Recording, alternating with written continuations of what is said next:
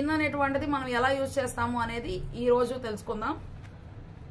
So in indicate something to be present in a place. In అనేటువంటిది అసలు అర్థం ఏంటి అంటే లిటరల్ గా లోపల అని అర్థం అనమాట. సో లేదు అంటే లో అని అర్థం, ఏదైనా దాని లోపల, ఏదైనా దానిలో ఉంది అని చెప్తాం అనమాట. So in indicate something to be present in a place అంటే ఏదో ఒకటి ఒక ప్రాంతం లోపల ఉంది, ఏదో ఉంది అక్కడ అని చెప్పేటువంటి సందర్భంలో ఇన్ అని చెప్తాం అనమాట. So there is a coffee in the cup and there is a water in the swimming pool.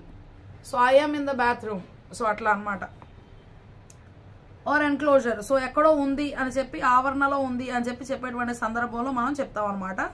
It does not say particularly where, ఖచ్చితంగా ఎక్కడ ఉంది అనేటువంటి చెప్పదు, కానీ ఖచ్చితంగా దేని పక్కన కూర్చుంది, దేని మీద కూర్చున్నారు, ఎక్కడ ఉన్నారు, వాళ్ళ పక్కన ఏముంది అనేది అంతా చెప్పదు. ఎక్కడో వాళ్ళు ఉన్నారు, సో ఆ యొక్క స్థలం గురించి చెప్తారనమాట. అంతేగాని ఎగ్జాక్ట్లీ స్పెసిఫిక్ పాయింట్ అనేటువంటిది చెప్పరు.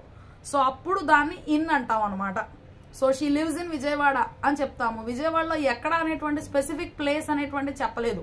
సో విజయవాడ అనేటువంటిది ఒక పెద్ద పట్టణం, ఆ పట్టణం మొత్తంలో ఎక్కడైనా ఉండొచ్చు. సో లోపల అంటే అది ఎక్కడైనా అయి ఉండొచ్చు, ఒక పెద్ద ground. Only saying about the place name, we are only saying about the territory, the place, అది ఎక్కడ అనేటువంటిది ఎగ్జాక్ట్ స్పెసిఫిక్ పాయింట్ అనేటువంటిది we are not mentioning. Okay, so అదనమాట ఇన్ అంటే.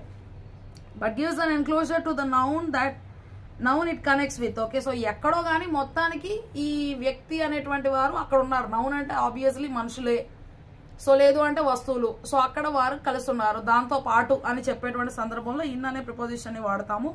He lives in Australia. So Australia అనేటువంటి దేశంలో అతను ఉన్నాడు. ఆస్ట్రేలియాలో ఏ స్టేట్ లో ఉన్నాడు, ఏ సిటీలో ఉన్నాడు అనేది మనం చెప్పట్లేదు. We are only saying. అసలు ఇన్ అనేటువంటిది ఒక పెద్ద ప్లేస్ ని తీసుకొని దాని లోపల అని చెప్పడానికి బాగా ఇన్ యూజ్ అవుతుంది అనమాట. సో కంట్రీస్ అయినా సిటీస్ అయినా చెప్పేటప్పుడు అదే చెప్తాం. I live in India, I live in Vijayawada చెప్తాం. Alex works in that building. Okay, so ఆ బిల్డింగ్ లో అలెక్స్ అనేటువంటి వ్యక్తి పని చేస్తూ ఉన్నారు.